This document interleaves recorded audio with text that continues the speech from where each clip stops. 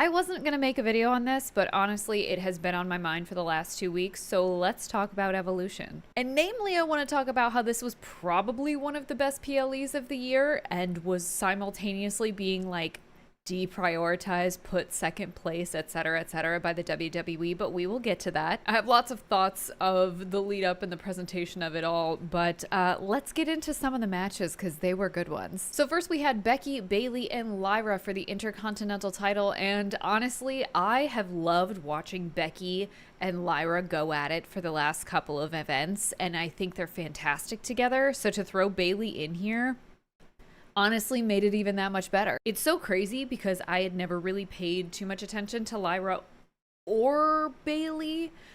I paid attention to Bayley, but definitely not Lyra until the Intercontinental title came up. And obviously Becky has been out for quite a while. So it's just awesome to see the push these three are getting right now. I hope Bayley gets more of a push because I know there's kind of been this lull in her career where it's like, well, why am I not up there with the other four horsewomen? What were they referred to as? Speaking of which, I actually just watched the 2015 Sasha Banks versus Bayley match. It is so interesting to see how different she was back then because she was still doing the like, I'm a hugger bit, and like she was very cutesy, like the most babyface I can think of.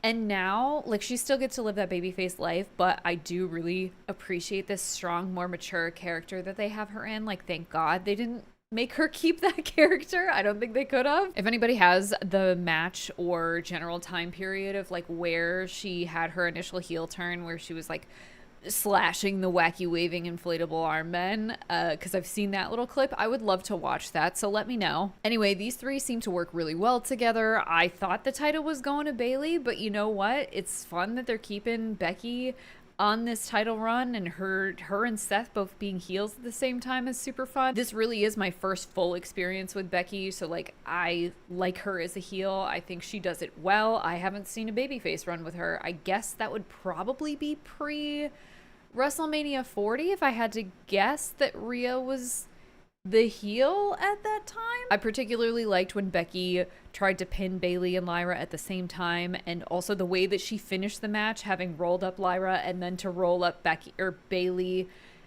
right after was really cool. So I don't know, this match just, it flowed well for me. I really enjoyed it. So happy to see where this feud ends up going from here. The next match was Jordynne Grace and Jacy Jayne, and I feel like I didn't have too high of expectations for this match, other than like I am familiar with Jordynne Grace. I know she's a real powerhouse.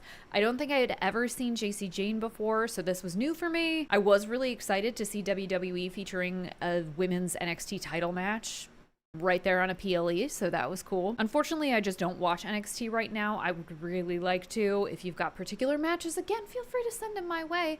But I did not have a ton of context for this feud whatsoever. I will say this match felt a little bit strange at first.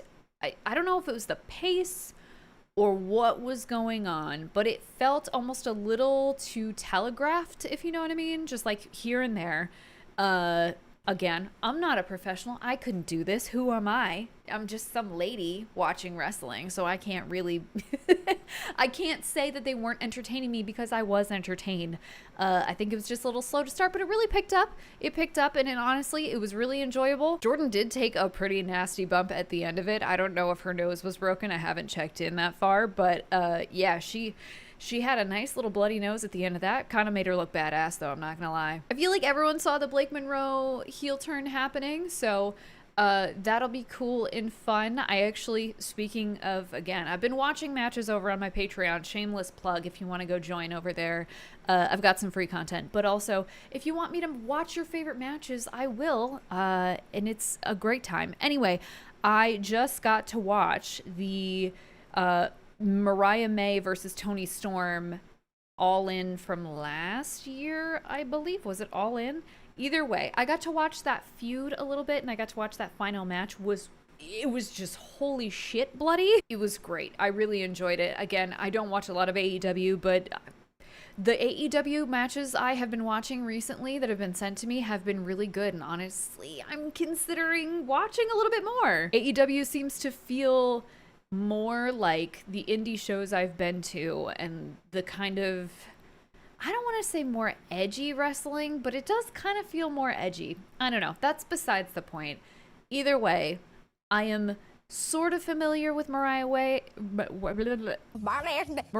at this point. I'm excited to see what happens with Blake Monroe. I liked her as a wrestler. So all in all, good match. The Fatal 4-Way Tag match was, I think, one of my favorites, interestingly enough. I didn't have high expectations with this one, but I think what really made me happy was seeing what they're doing with Charlotte Flair right now. I shouldn't be surprised, but I am so impressed with the WWE's ability to change the image of Charlotte Flair just so quickly. Obviously, a lot of that is heavily based around pairing with Alexa Bliss. The dynamic they have right now is so fun. It makes Charlotte so likable. And I also think it kind of came at a good time when she just did an interview, I think with Sherry on the Sherry Show, or maybe it was somewhere else, basically just being very vulnerable about, hey, like, sure, my character is Charlotte Flair, but like, yeah, I was embarrassed to have 3 divorces. And at the end of the day, I'm Ashley, and I'm a real person with real feelings. And like,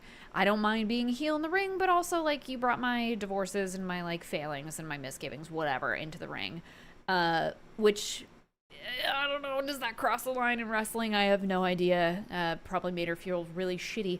But anyway, I think that interview came out and people were like, oh, right, real person. I do actually feel kind of bad. And it sucks because I really liked Charlotte Flair when I first saw her.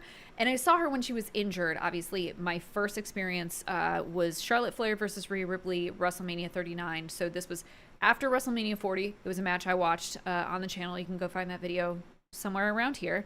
And I really liked her. And I said that, and so many people were like, she's a Nepo baby. Like, oh, she sucks. She's not very good. I hate her. And I was kind of like, oh man, okay, maybe I shouldn't like her. I don't know. That recent interview she did really is worth a watch or a read, just to remember that these are real people dealing with real things. And yes, they're celebrities and they have money and fame and whatever, but honestly, like, you know, cut them a little slack for just being a human. Anyway, this pairing with Alexa is really working for her. I don't know if that was the plan from the start, to like build her up and to make people really upset, to lean into the Nepo baby thing with having her come back and immediately win the Rumble, and then have this fall from grace so that she could be set up with Alexa.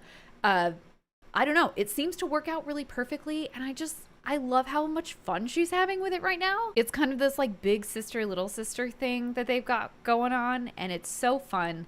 And to hear people chanting for her and cheering for her for the first time I've seen since she's been back has been so refreshing. So I hope they continue with this. I know eventually there is going to be an Alexa Charlotte feud, whatever, but having people excited to see her, it makes me so happy. All in all, this match, like, what a killer set of women to have in this match. Kairi and Asuka are just incredible in their own right, so athletic, so fun to watch. I love that they included Soul and they included Zarya. I'm a big fan of theirs. Again, I don't really watch NXT, but I see enough, and I really like their dynamic. I think they had some really cool spots at the very least in this match, and I think they're just fun to watch. I also love to see Raquel just throwing people around. She's a big lady. It's fun to see her do that stuff. I hadn't been sold on her initially, but I really like her now. I think she's come out of her shell quite a bit since coming back. I didn't end up doing a video on the Night of Champions, but her match with Rhea, that was a great fucking match. You don't often see Rhea Ripley looking small, but Raquel made her look small. And honestly, those two were so good together. I love that match. So more Raquel, please. Keep putting her in things. Obviously, they're going to. But just, it's fun to see her come up from sort of this background bodyguard, and now she's got more of a part to play. I do like that they had Judgment Day retain. I think having all of them with belts right now is super fun. And I cannot wait until Liv Morgan comes back eventually, many months from now. I wish her a swift recovery. Ooh, because the repetitiveness, not that I would ever have wished her to have an injury like this and have to be out, because this really was going to be another summer of Liv with all of the different feuds she had lined up. But honestly, watching this play out the way that it played out with Rhea is just chef's kiss storytelling. And I'm hoping, okay, here's my headcanon. I am hoping that in some realm of possibility, if Liv gets pissed enough at the Judgment Day and is looking for revenge, somehow her and Rhea can come together and tag or something at some point. I don't know. Even if it's a one-off thing like they did with Tiffany Stratton and Rhea, I want them to go back to the glory days when they were both a tag team. That's it. That's all I want. Okay, next. The next match was Trish Stratus and Tiffany Stratton. Now, I don't mean to be crass. I'm not here to undermine the actual talent and athleticism of this match and of these two women, because obviously this match was great and we're going to talk about that. But this was like a lot of people's wet dream, I think. That's all I'm going to say about that. I try not to talk about like the physical portion of wrestling too much, but man, these are two absolutely drop dead gorgeous women, and I don't think we should ignore that. And I think every woman in the division right now is just like beautiful and like fun in their own right. But wowie, did Tiffany Stratton and Trish Stratus look so good together. My God. Anyway, this match was really fun. It flowed really well. These two clearly work really well together. It was a little scrappy at times, which I think was fun. There was a couple of really cool spots. Tiffany's athleticism, just the acrobatics will never cease to amaze me. And honestly, Trish kept right up with her. She looked amazing. I hope I can be half as athletic as she is at her age. Or honestly, I hope I can be that athletic at all at this current age. At any time. I don't think anyone was super convinced that they were going to take the belt off of Tiffy quite yet, but man, this was a good one. I'm actually curious who will take the belt off of Tiffy. I'm sure it will be a PLE. I don't think we're taking this off just at a regular show, but you never know. Next match was Jade Cargill and Naomi, a no holds barred match. I love a good scrappy match that has a lot of items in it. Okay, we had chairs, we had tables, we had kendo sticks. I think we had chains. We had a trash can, which was kind of fun. I think there was a moment where Naomi slipped out of it a little and had to sort of like put it back on, but it's fine. We ignore those moments. I think there were a few moments that could have been like a little more forceful. I know there obviously you don't want to hurt your opponent, but I think there were a couple moments where like a chair shot or two, or just, you know, some things that I was like, you could have gone for it, you know, safely, but you could have gone for it. And of course we had the pin through the table, the fucking Slim Jim table. Can I just say, not that I've been watching for that long, but I am so tired. I'm so tired of the Slim Jim tables and like what was it the last time? Red Hot's ladders? Takis ladders? Was that it? Why are we branding so much shit? Like, is WWE that desperate? That fucking desperate for sponsorships that they're like, put it on all the things? And I get it, like, okay, you're being crafty and we're putting it, it's just like kind of distracting. I'm like, I didn't need to see her pin through the Slim Jim table. Maybe I'm being picky on that, but I'm so tired. Anyway, Jade won this match, and honestly, we thought that was it for Naomi for the night, and that's so great. That's so good that they made us think that, because it really set up perfectly for the last match. But let's get to that when we get to that. We got one more in between. I love the Royal Rumble. I'm going to say that was probably my favorite PLE of last year. And so the fact, was that this year? When is the Rumble? I think it was this year. Isn't it like February? It's gotta be, because it was before WrestleMania.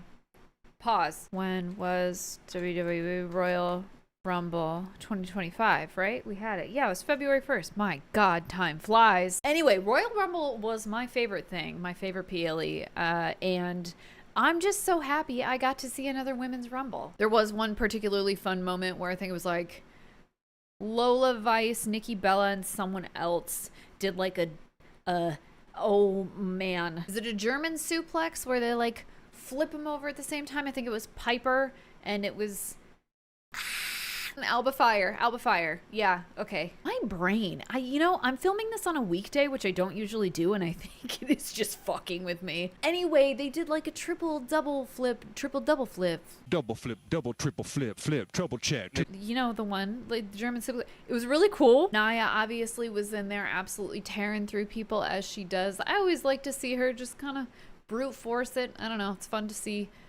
big women just like throwing shit around. Kalani Jordynne also did this really cool thing where she had like landed on the announce table and then she like handstand walked back to the ring, which I thought was fun and could have been awful, I guess, if she had not done that properly. But she was going to get eliminated either way, so who cares? And there was just this great ending moment with Lash and Stephanie Vicaire and the Devil's Kiss on the apron. And it was phenomenal. It's good to see Stephanie win. I love how much they're pushing her. Are people tired of Stephanie yet? I hope not. I know she just kind of got here and was just pushed to the moon. But I don't know. She's so cool, and I love to see her succeed. It was very sweet at the end. She gave a speech about how, English is not her first language, but like wrestling is her first language. And you can tell she's amazing. So love to see continued success for her. And yeah, just really enjoyed the Rumble. It was fun. And last but not least, I would be insane to say that this was not my match of the night. Doesn't have to be everyone's, but these are two of my favorite women wrestlers of all time. And the way that they work together is so good. And to see them just tear down the house, what a fucking match this was. And it didn't feel like a stomp on either side. Sometimes, like, Rhea will come in and just really like throw shit around, but it felt evenly matched. They were out in the crowd. There was this really great spot of Io like jumping off of a whole bunch of stagey equipment out there, and then they worked their way back to the ring. Like, it felt like a main event match. It was so good. And then on top of it being just like a phenomenal match, you have the cash in from Naomi, which is the perfect way to end this whole thing. We were fully convinced, I don't know, maybe everyone else saw this coming, but we were fully convinced that like Naomi was out. She had lost that match. Like, it wasn't going to be that night. And we definitely, I think it had been set up that it was like, oh, she would probably go for Tiffany Stratton. And then to see her come in and win this way, the hype was unreal. We were so excited. Like, I love Io and Rhea. And of course, it would be nice for either of them to have the belt. Io's had it for a little bit. It's nice to see Rhea with a belt again, but like neither of these people need belts right now. And this was just like a fun, sneaky way for Naomi to get on top, and I appreciated it. It was very, very sweet. At the end, you got to see Rhea and Io kind of walk out arm in arm. Like, I love when the girlies are still friends. But they had this really sweet moment where Rhea was just like, we did it. Like, we main evented a PLE or whatever. However she said it, we main evented Evolution. And I just can't even imagine like how important that was to the both of them. So very, very happy for them. And I guess that brings me into my personal thoughts and feelings about the event in general, how it was promoted, how things went down. Let's talk just very briefly about that. So I'm really happy because it seems like across the board, people were really excited and into this event and agreed it was one of the better PLEs of the year, maybe one of the best PLEs of the year. And I'd actually heard through a couple of different venues through Instagram, so like take this with a grain of salt, but maybe you've seen it too, where the talent was maybe unhappy because this was not a great weekend for a WWE event like this. There was All In happening for AEW, so that was already like taking a whole bunch of views that way.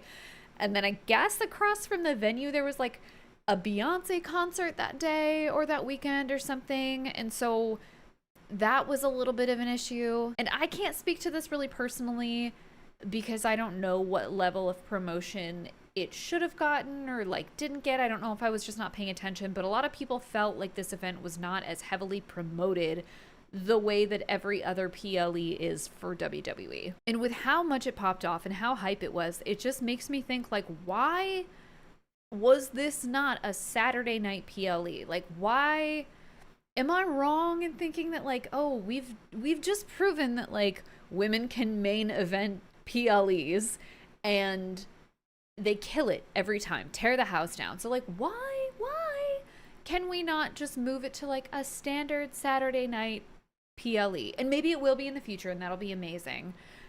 if that happens. It was just odd to me that we're like, let's stick it on a Sunday. But maybe it's because it's newer. The last one they did was 2018, so they're just kind of bringing back interest. I have no idea. I cannot speak to those things.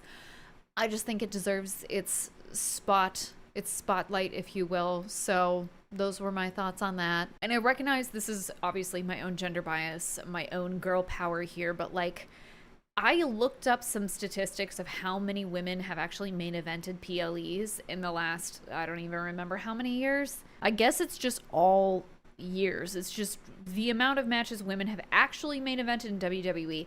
It was like 15 to 20-ish. Like, I saw a couple different numbers floating around. One person said 13 and other people were like, you forgot this one and this one.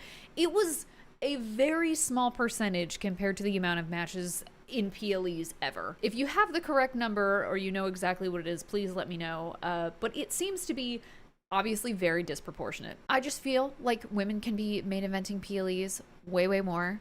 So I hope to see that shift happening, especially after Evolution. So those were my thoughts on Evolution. If you have thoughts as well, please let me know in the comments down below. Hey, I have a special thank you to all of my patrons. We have Jeremy, Drakane, Dylan, Andrew, SL, Turkey, Jason, and Claudia. Thank you so much for being early patrons, for getting in and suggesting some really great matches. If you would like to join us over on Patreon, you're more than welcome. The link is down below. It is patreon.com/breezeby.